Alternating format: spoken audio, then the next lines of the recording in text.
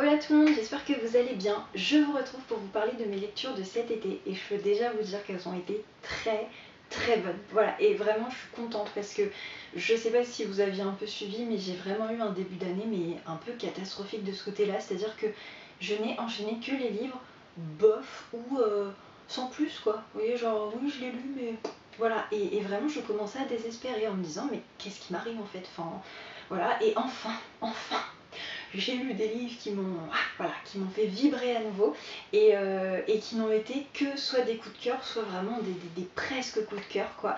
Donc je vais vous présenter ça tout de suite. Je vais essayer d'être relativement synthétique parce que j'en ai quand même 5 à vous présenter et j'aimerais bien que ça ne dure pas 3 quarts d'heure. Donc on va démarrer tout de suite, c'est parti.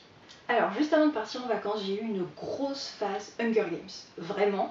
En fait je n'avais vu que le premier film et je sais plus quelle chaîne télé a diffusé tous les films. Et je me suis dit, bah c'est l'occasion.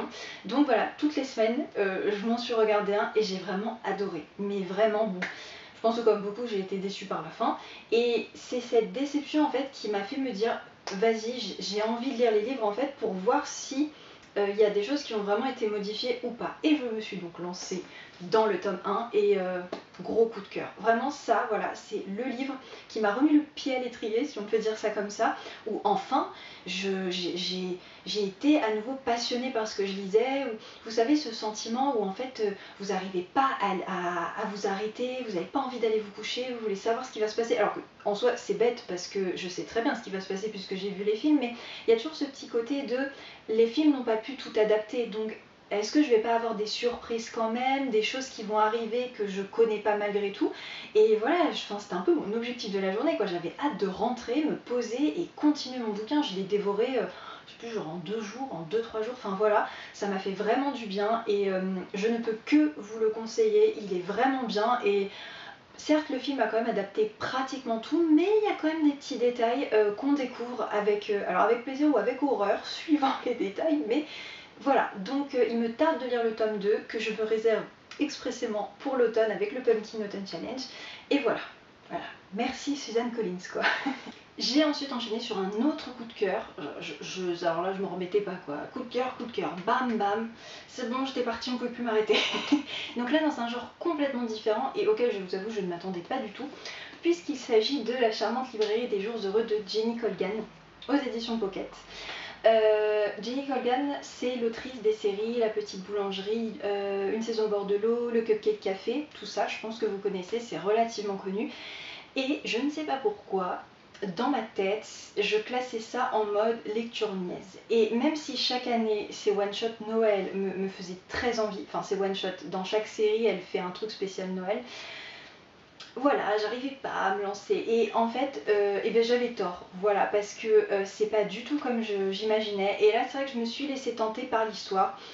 Si on rajoute là-dessus le fait que Jenny Colgan me tente depuis plusieurs années, puisque là on va suivre une jeune bibliothécaire qui s'appelle Nina et en fait qui va perdre son emploi et qui va décider un peu sur un coup de tête de se faire violence et de réaliser son rêve. Elle va aller acheter un van au fin fond des Highlands en Écosse et elle va monter une librairie ambulante. Là-dessus se rajoutent des personnages secondaires hyper attachants, une ambiance cosy à souhait, un petit peu de romantisme comme ça en pincée. Et voilà, boum, coup de cœur. Franchement, j'ai adoré. En plus, j'ai trouvé l'écriture bonne. Enfin, on est bien loin de ce que je m'imaginais. Donc voilà, Jenny Colgan, pardon, je la retiens comme étant une autrice de livres doudou. Quand j'en aurai besoin, je saurai aller la chercher maintenant. Nouveau coup de cœur, non mais quand je vous dis que je n'ai pas arrêté, Le pays des autres de Leila Slimani chez Folio. Là, dans ce livre, Leila Slimani, elle va nous raconter l'histoire de Mathilde, une jeune Alsacienne qui va tomber amoureuse pendant la Seconde Guerre mondiale d'Amin, un soldat marocain. Et en fait, elle va décider de l'épouser et de le suivre au Maroc. Donc en fait, on va suivre sa vie de jeune femme française blanche au Maroc. Et on va découvrir ce côté en fait où peu importe où ils sont, avec les Français ou avec les Marocains, le couple fait toujours tâche parce que en fait les deux communautés ne se mélangent pas. Et on va suivre leur quotidien avec leurs enfants. Dit comme ça paye pas de mine. Et franchement, j'ai pris une de ces claques parce que je vais être honnête. je l'ai lu au départ parce que j'estimais qu'en tant que libraire je le devais. On me demande très souvent comment il est et j'avais clairement assez traîné. Donc là je me suis dit allez, t'es en vacances, voilà. Et je m'attendais pas du tout à ça. Alors bien sûr, moi comme je dis à mes clients, il faut avoir conscience que c'est pas un livre qui est accessible, dans le sens où il est recherché quand même, vous voyez, et il est très descriptif. Si c'est quelque chose qui vous rebute, vous risquez de ne pas aimer. Parce que finalement, sur la totalité du livre, il ne se passe pas grand-chose. C'est vraiment le quotidien de cette famille. Et, et les choses se déroulent, voilà, tranquillement, doucement, mais sûrement. Et petit à petit, il y a une sorte un peu de petit suspense qui s'installe, qui fait que moi, personnellement, j'avais toujours envie de savoir ce qui allait se passer, quel personnage allait arriver. Voilà, il y a des choses quand même en arrière-plan qui tournent et au final, ça monte quand même un petit peu en puissance et on comprend que le tome 2 va être limite encore plus intéressant parce que d'un point de vue historique, il va se passer plein de choses. C'est un livre qui est très riche, l'écriture de Leila Slimani est absolument sublime, on apprend plein de choses sur la vie d'après-guerre du Maroc, il y a toute une ambiance particulière, enfin voilà, c'est très dépaysant, très instructif, moi j'ai adoré, mais c'est pas un livre, comme je vous dis, qui est accessible, donc il faut en avoir conscience. Mais vraiment gros coup de cœur, en fait ça m'a fait un peu comme Hunger Games, mais dans un genre complètement différent. Et comme la charmante librairie également, c'est que à chaque fois j'avais envie de continuer mon livre, j'avais du mal à m'arrêter, j'avais envie de le reprendre tout le temps, tout le temps, tout le temps, et ça c'est signe de coup de cœur, quoi. À un moment donné, il faut appeler un chat un chat. Je me suis ensuite lancée, alors cette fois pas dans un coup de cœur, mais dans un livre qui n'en est pas passé loin, L'oubli que nous serons d'Hector Abad, toujours chez Folio. Alors là vous le voyez, la couverture a été changée parce que c'est sorti en film en avril je crois, quelque chose comme ça, donc si vous le voulez, le film existe, je tiens à le dire même si je ne l'ai pas visionné. Là c'est un récit autobiographique en fait dans lequel l'auteur va nous raconter son enfance et sa vie de jeune adulte en Colombie dans les années 60, 70, 80. Donc une époque où le pays était gangréné par la corruption et en conséquence la guérilla urbaine. Et en soi, c'est un livre qui est difficile à définir parce qu'on pourrait se dire c'est un récit comme un autre, comme vous et moi on pourrait le faire, où il nous parle des membres de sa famille, de ses centres d'intérêt, ses passions, ses amours, voilà, sa vie.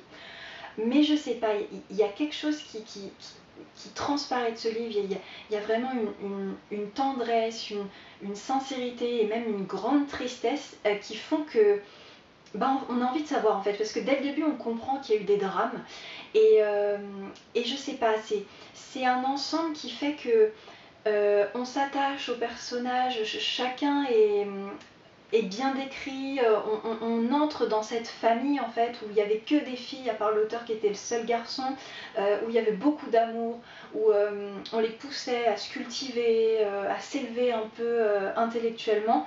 Et on va passer de cette insouciance de l'enfance à la brutale prise de conscience quand les drames vont arriver. Et c'est le genre de récit typique qu'on trouve en Amérique latine parce que c'est des pays qui ont été violemment secoués. Alors, est-ce que c'est parce que moi j'ai développé une grande sensibilité à ces pays de par mes études que du coup j'ai adoré ce livre? Je ne sais pas. Est-ce que vous, qui finalement ne connaissez pas grand-chose, vous adhéreriez autant? Je ne sais pas non plus. Mais ce que je peux vous dire, c'est que ouais, j'ai beaucoup aimé. C'était, si vous aimez ce côté un peu tranche de vie, avec un petit côté historique, et en plus apprendre voilà, des choses sur la Colombie de l'époque, moi j'ai appris beaucoup de choses, franchement foncez. Voilà, je ne peux que vous inviter à le lire ou à le regarder si vous voulez voir le film. Et enfin, dernière lecture qui n'est pas passée loin du coup de cœur non plus. Là, je vous fais un point lecture, je pense que vous n'aurez jamais eu en une vidéo autant de bons livres d'un coup. C'est L'amour au temps des éléphants d'Ariane Bois, publié chez Belfond. Donc là, dans cette histoire, on va partir aux États-Unis au tout début de la Seconde Guerre mondiale et on va suivre trois personnages. Donc il y a tout d'abord Arabella, qui est une jeune femme qui refuse en fait de rester dans le carcan bien établi pour les femmes.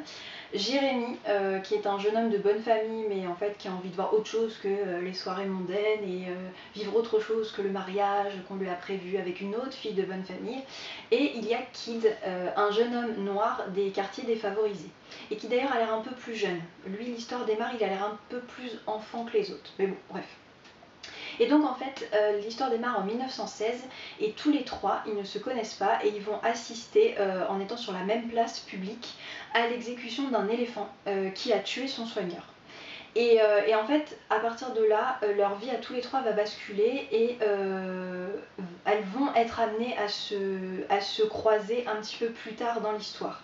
Et en fait, ce que j'ai beaucoup aimé, c'est que c'est un livre qui est tout le temps en mouvement. C'est-à-dire qu'on va partir du sud des États-Unis pour arriver à New York, puis ensuite on va partir en France et enfin atterrir en Afrique du Sud. Ça bouge tout le temps. On traverse vraiment les cultures, les ambiances, les mentalités, tout en suivant ces trois personnages à tour de rôle. Puis ensuite, tous les trois, quand ils se rencontrent, et ils sont très attachants tous les trois, chacun à leur manière.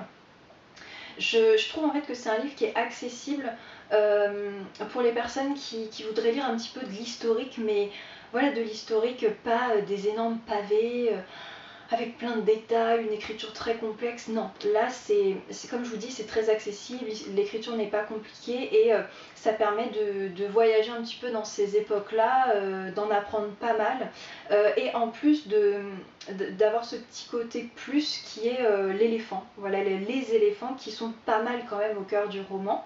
Maintenant, c'est aussi un peu le reproche que je fais, et c'est pour ça que j'ai pas attribué le coup de cœur, c'est que ça va quand même un peu trop vite à mon goût. Je pense que on aurait pu se poser un peu plus, prendre un petit peu plus le temps de développer certaines choses pour, voilà, pour entrer encore plus dans l'histoire et s'attacher encore plus aux personnages. Mais bon, il n'empêche que c'est un livre qui m'a complètement dépaysée. Voilà, j'ai déconnecté tout du long et c'est quand même un petit peu le job des romans, donc on peut quand même dire qu'il a fait le travail, quoi. Voilà, je ne peux que vous le recommander également. Voilà, ce point lecture est terminé. J'espère que les prochaines lectures seront tout aussi bonnes. On croise les doigts, mais bon, j'ai pas trop d'espoir. Je pense que là, j'ai vraiment eu un gros coup de chance. Comme ça m'était limite jamais arrivé. N'hésitez pas d'ailleurs à me dire si vous en avez lu certains, ce que vous en avez pensé. Et puis, bah écoutez, sur ce, moi je vous dis à très vite dans une prochaine vidéo. Hasta luego!